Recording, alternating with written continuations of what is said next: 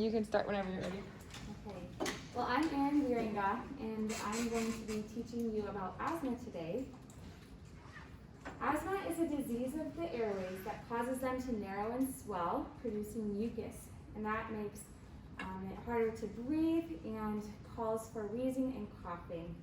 Different irritants coming in can cause these airways to become irritated and inflamed, leading them to become constricted.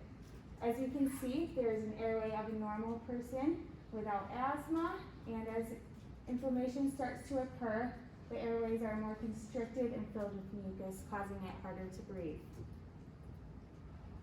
Causes. No one knows the specific cause of asthma, but some roles can be genes, allergies, pregnancy and obesity, stress, environmental factors, tobacco use, atopy and hay fever, airway hyperreactivity. And some asthma risk factors are cigarettes, food, infection, genetics, pollution, cold weather, pets, and dust.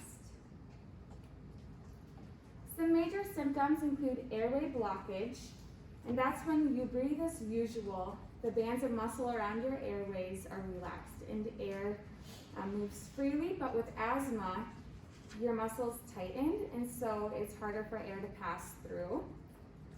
Inflammation. Asthma causes red, swollen bronchial tubes in your lungs. And airway irritability is when your airways tend to overreact and narrow when they come into contact with even the slightest triggers. Some others are coughing, shortness of breath, chest tightness, trouble sleeping, a whistling or wheezing sound when exhaling. When you want to see a doctor is when you are fast breathing. That means your airways are having a hard time passing oxygen, so you're going really fast and not normal. Cyanosis is when your skin starts to become blue. The skin around your ribs pulls inward when you breathe in, and trouble breathing, walking, or talking. Symptoms don't change after medications is a big factor, and so that's when you would want to go back in to make sure you get the right medications that will work for your asthma. Some types and classifications include mild intermittent, and that's when it's just a few times a week. And then mild persistent is 3 to 6 times a week, and that's when the flare-ups may affect your activity level. Moderate persistent is daily symptoms, and it starts to get worse at night. And severe persistent is continual symptoms, and nighttime symptoms are frequent. Some types of asthma include exercise-induced. That's when you start to exercise and it's harder for you to breathe. Allergic and non-allergenic is when you have asthma due to some allergies like pollen, dust, pet dander. Occupational is when you work in an environment like factories where there's a lot of dust and pollen and chemicals, causing it harder for you to breathe.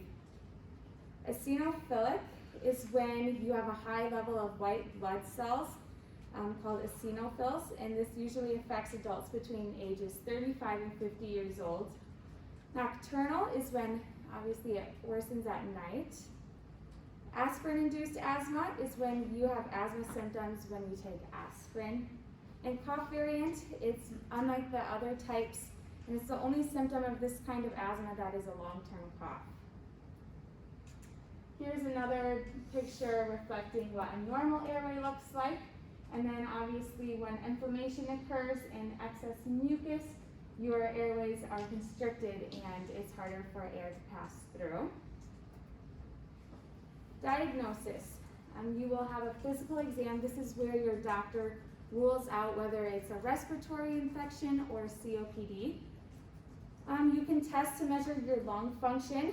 This determines the amount of air that moves in and out as you breathe. Some examples would be a spirometer.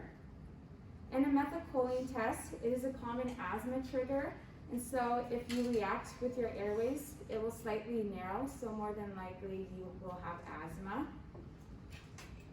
Some treatments with asthma include airway management, therapies, trigger avoidance, Medications like bronchodilators, systemic corticosteroids, and leukotriene antagonists. How many of you guys have asthma? It's more common. Nikki, so you have a inhaler or something? Yep. Someone on my team of softball has asthma, and so she has to carry her inhaler wherever she goes in case the physical activity is too much for her to bear.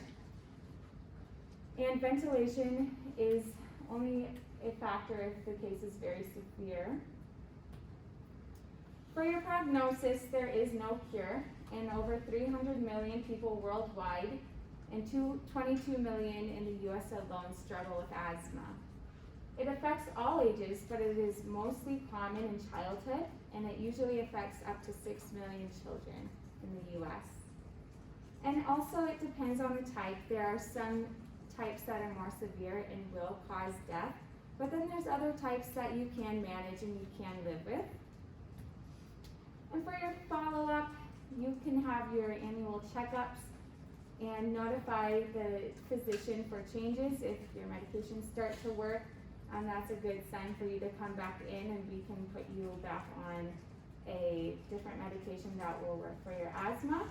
And just continue to live a healthy lifestyle and to know your limits, just because if you are exercising extremely all the time, that is hard for your airways. So just know your limits and what your body can and cannot manage. And there's my references.